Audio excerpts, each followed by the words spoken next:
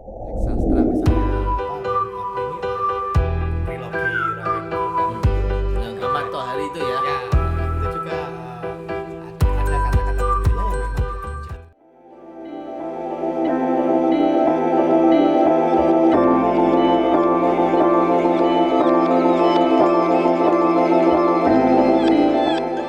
Sekarang kaitannya dengan sikap Pak Adi, atau juga kalau lebih luasnya apa bekal atau piranti apa yang harus dipersiapkan dan dimiliki oleh seorang penerjemah karya sastra. Ya. Yang pertama yang harus dipahami ya atau dikuasai ya, Ya. tentu menguasai dua bahasa. Dua bahasa yang berbeda atau dua kode ya. Ya, Jadi ya. memahami kode bahasa, misalnya kalau bahasa kita bahasa Indonesia harus benar harus memahami bahasa Indonesia. Baik bahasa Indonesia yang terkait dengan bahasa Indonesia lesan ya, maupun bahasa Indonesia tulisan ya. atau tulis kan gitu kan. Artinya dua-duanya harus kita kuasai. Karena kan tulis dan lesan kan beda. Beda ya. Ya, misalnya kalau kita menerjemahkan bahasa lesan, jangan diterjemahkan bahasa tulis. Tulis. ya kan? Ya tetap Iya. bahasa lesannya gitu kan. Tidak ketemu maknanya nanti ya. Nanti akan ada persepsi yang berbeda Ya, gitu kan. Itu. Jadi dari sisi itu. Jadi menguasai dua kode yang berbeda itu. Baik dari sisi gramatika atau strukturalnya maupun dari sisi budayanya. Jadi karena bahasa kan mengandung budaya itu. Budaya juga harus pahami. Budaya kedua bahasa itu. Ya. Karena namanya karya itu kan konteks budaya tetap Iya, pasti ada, nggak bisa pasti ada. dilepas, Ya. ya kan? Kemudian yang kedua memahami karya sastra itu sendiri. Di karya sastra misalnya novel itu apa sih sebenarnya novel gitu Iya, kan? iya. Misal kalau kita ingin menerjemahkan cerpen ya cerpen itu apa? Kan harus tahu kan. Ya. Jadi cerpen itu apa, ciri-cirinya seperti apa. Ya misalnya itu kan harus tahu secara teoritis, Ya, secara umum kan, secara umum harus paham. Jadi misalnya kita menerjemahkan film atau kalau biasanya kalau teks tulisan ya di terjemahan tulisan itu kan itu namanya penerjemahan kan ada terjemahan intralingual. Ya, antar bahasa. Antar bahasa kan? ya. Ada yang terjemahan semiotika ya kan, intersemiotika. Nah, misalnya biasanya karya sastra Ya. diterjemahkan atau novel misalnya menjadi film. Itu berarti mengubah tanda Ya. sastra dalam konteks kode sastra menjadi kodenya film. Nah, gitu ya. film itu kan berarti kan terjadi intersemiotik. Antar lambang di situ kan. Nah, sehingga dari tulisan menjadi visual, menjadi auditori, audio sekaligus visual yang itu ada warna segala macam, ada lighting kan. Ya. Nah, ini kan juga terjemahan dari visual saya terjemahan itu kan. Nah, ini juga harus tahu itu kan, harus tahu jenis-jenis sastra itu seperti apa harus tahu. Kemudian yang ketiga tentu supaya mahir maka ya dia harus latihan kan, praktek gitu kan. Sering praktek latihan supaya bisa terbiasa menerjemahkan seperti itu. Sebab kalau hanya baca tidak latihan ya sulit. Betul. Ya, karena ini penerjemahan itu kan proses kognitif. Ya, dia butuh proses kognitif dan terkait dengan pikiran, kemudian dia juga keterampilan. Artinya butuh dilatih. Jadi harus melakukan ya, melakukan. Nggak bisa hanya sebatas membaca teorinya nggak bisa, harus latihan, benar-benar latihan. Karena nanti berbagai liku-likunya, pernik-perniknya, kesulitannya justru ketika mengimplementasikan itu, melakukan kan, itu. Ketika dia praktek menemukan kesulitan, maka dia akan mencari sumber yang lain, ini apa sih gitu kan. Terus bisa mencari dari kamus, dari Metasaurus dan sebagainya, dari ensiklopedia dan sebagainya kan. Nah, dia cari maksud kata ini apa, dia akan cari. Carilah itu. Nah, mencari itu kan sebuah latihan, proses. Gitu. Dan ketika itu sudah bertahun-tahun dilakukan, maka lama dia akan mahir kan. Iya. Jadi tidak ada seorang penerjemah profesional itu tanpa berlatih. Ya dari waktu ke waktu itulah yang akan betul. menempa penerjemah ini akan menjadi piawai ya. Ya, apalagi penerjemahan sastra itu sulit, Iya. butuh latihan terus itu. Wong terjemahan yang terkait dengan teks akademik aja itu butuh latihan, Iya. karena juga walaupun dari si metodenya beda. Beda, Kalau kita nerjemahin teks akademik ya, Iya. misalnya jurnal, Iya. maka ini kan kecenderungan metodenya kan semantik. Iya. Artinya memihak teks sumbernya, nggak boleh menyimpang dari teks sumber itu. Harus sesuai Baik di sisi bentuknya harus mirip. Ya, gitu. Tidak boleh beda karena dia teks akademik. Dan maknanya kan lebih ke denotatif. Denotatif. Nah, kalau sastra ini yang bermakna Wah, bias, ambiguitas. Wah, ya, itu yang sulitnya kan di situ. Itu yang sulit karena makna ganda kan. Iya, gitu. Itu yang terkait dengan interpretasi. Iya, gitu. Kalau teks akademik kan enggak. Ya pokoknya ngikuti yang ya apa adanya teks itu. Itu ya sesuai dengan Ya, teks aslinya. Dan kita nggak boleh menginterpretasikan sendiri. Iya. Kok beda angkanya dimaksudnya? Nanti masuk seperti itu. Nggak boleh. Nggak boleh karena akademik nggak boleh. Nah, itu bedanya. Nah ini Pak Adi, pada umumnya itu tingkat kelemahan menerjemahkan karya sastra itu pada sisi apa atau pada aspek apa, Pak? Biasanya kebanyakan aspek pilihan kata ya. Diksinya. Diksi itu yang kadang sulit mencari padanannya. Karena diksi ini kan terkait dengan ada tidaknya di budaya itu. Misalnya kalau kita di situ novel misalnya Pak Joko mengambil menir misalnya. Iya. Menir itu apa? Menir kan nggak ada dalam Nggak bahasa ada Inggris. ya menir ya. Maka akan tetap diterjemahkan rise kan. Iya betul. Satu-satunya kata yang bisa mewadahi kan itu ya. Rise, Ya. Nah, padahal menir itu kan tidak sekedar rice karena rice itu kan terjemah dari padi. Padi ya betul. Misalnya Pak Joko makan nasi. Pak Joko membeli padi. Iya. Kan lain. Beda itu Pak Joko makan nasi dengan Pak Joko makan nasi menir itu aja sudah berbeda. Beda. Ya misalnya gitu. Ya itu. Jadi karena kata itu nggak ada kan di bahasa Inggris. Begitu juga sebaliknya ada yang dari bahasa Inggris yang tidak ada di dalam bahasa Indonesia. Bahasa Indonesia. Sehingga kita biasanya ya meminjam kata itu untuk mengenalkan bahwa ada kata yang budayanya seperti ini loh. Ini sebenarnya yang mengacu makna yang seperti ini. Jadi pembaca teks target juga memahami budaya lokal. Budaya lokal sana tuh ada kata-kata seperti ini gitu. Untuk mengekspresikan makna seperti ini. Jadi dia juga belajar budaya lain.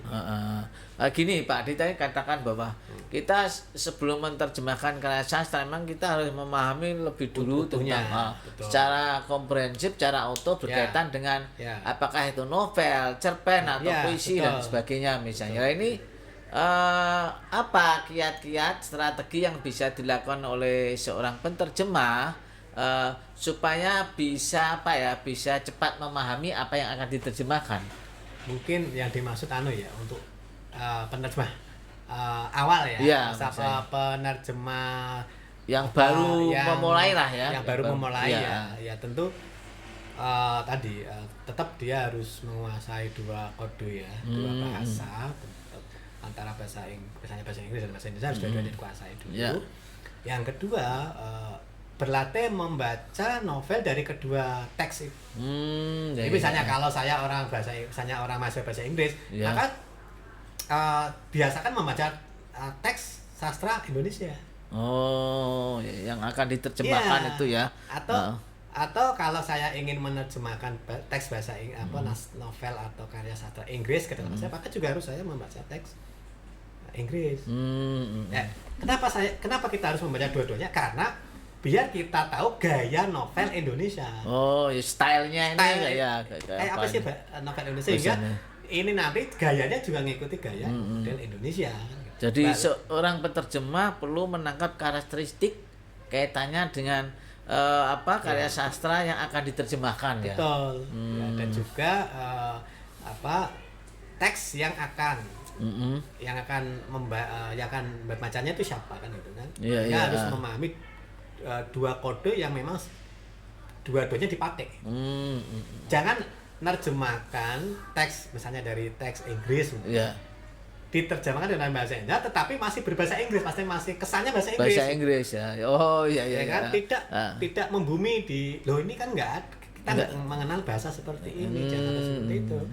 Ya, tapi sebenarnya kalau orang ngomong seperti ini di bahasa Indonesia itu apa sih? Misalnya ngomongnya gitu. Harusnya seperti itu. Jadi kita cari yang ngomongnya apa gitu. Jangan mencari katanya apa.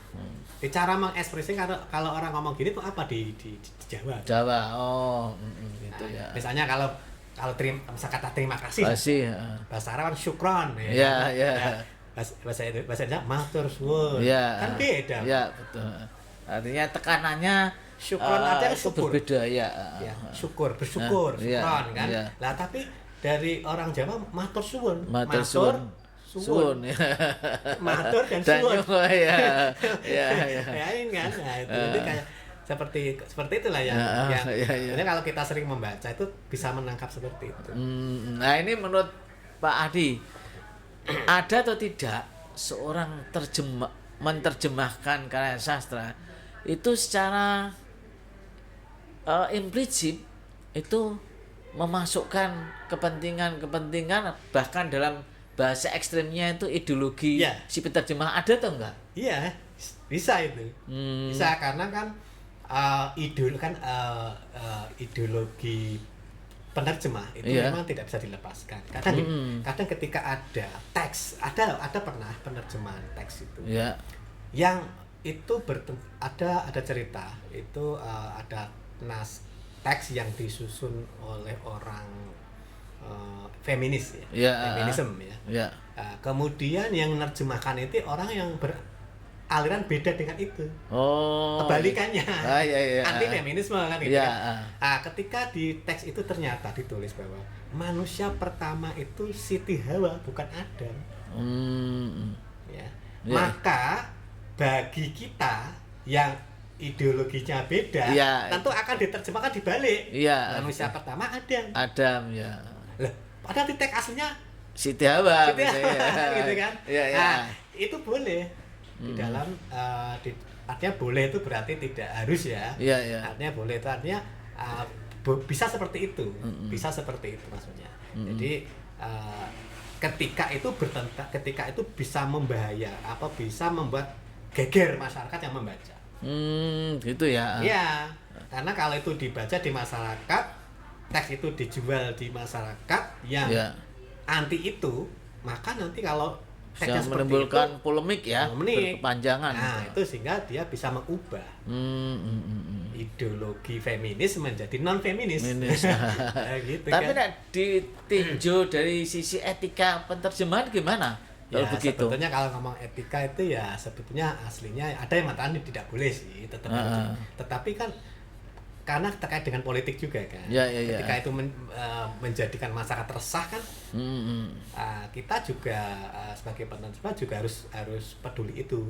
Pernah ada menurut salah satu seorang ahli penerjemahan Indonesia yang tinggal di Australia, itu beliau ketika cerita itu pas beliau ketika diminta untuk menerjemahkan teks dari bahasa Inggris yang membuat penelitian orang Australia tentang Timur Leste, Timur pada waktu itu. Di bahasa aslinya kan Indonesia menganeksasi gitu, bahasa Inggrisnya. Maka tidak boleh diterjemahkan Indonesia menganeksasi.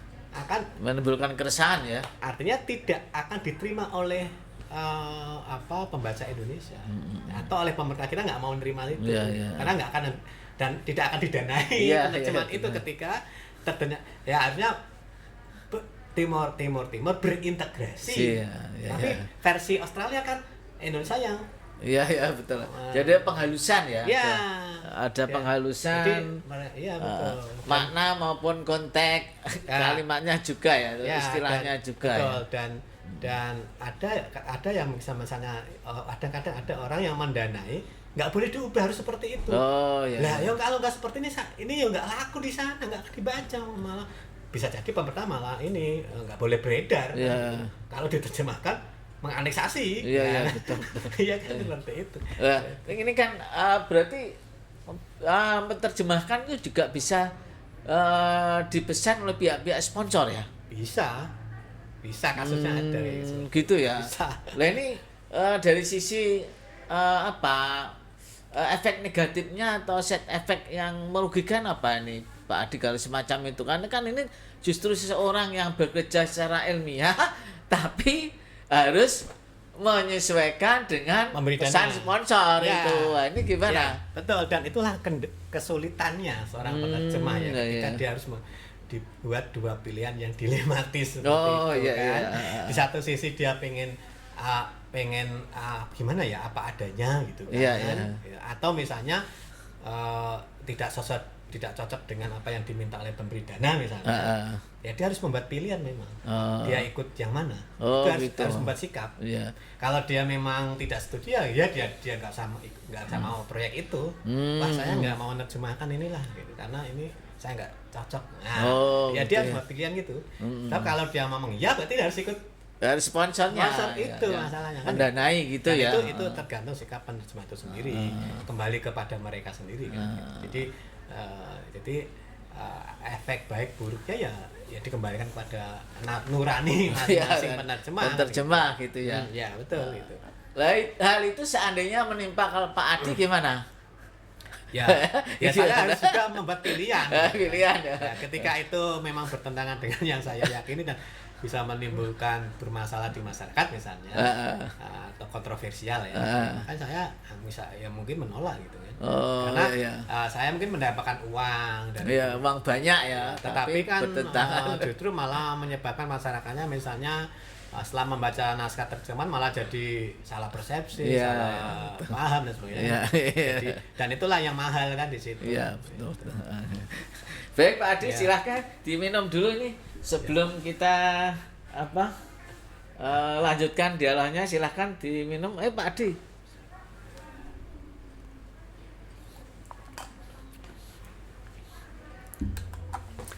Ya, kembali bergabung dengan podcast PBSI teman seia sekita.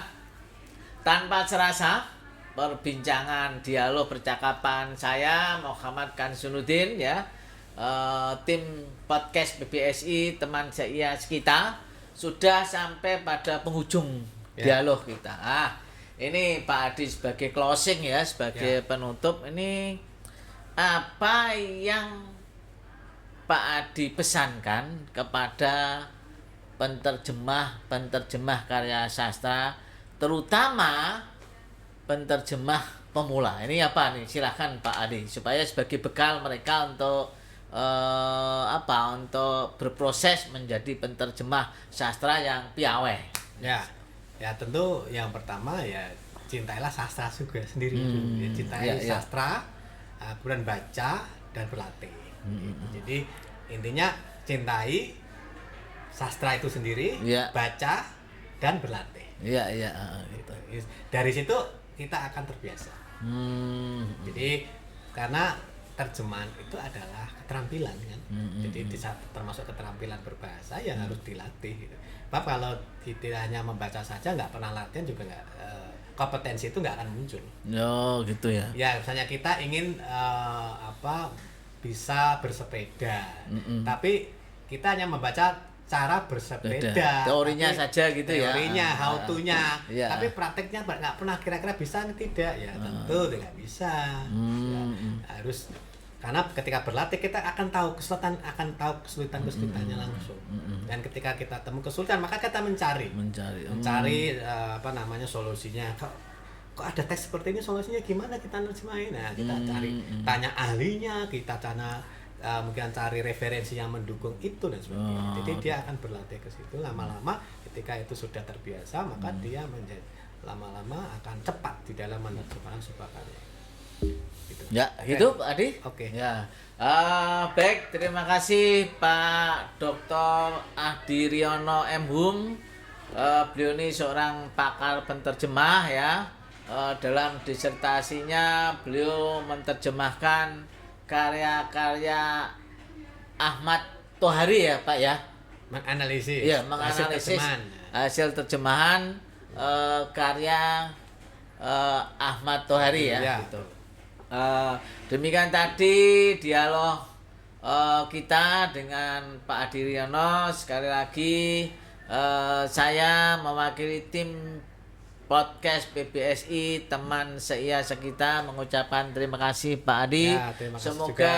bisa berdialog lagi lain waktu dan lain topik Ya, atau lain ya. pokok pembicaraan ya. Terima kasih podcast PBSI teman seia sekita.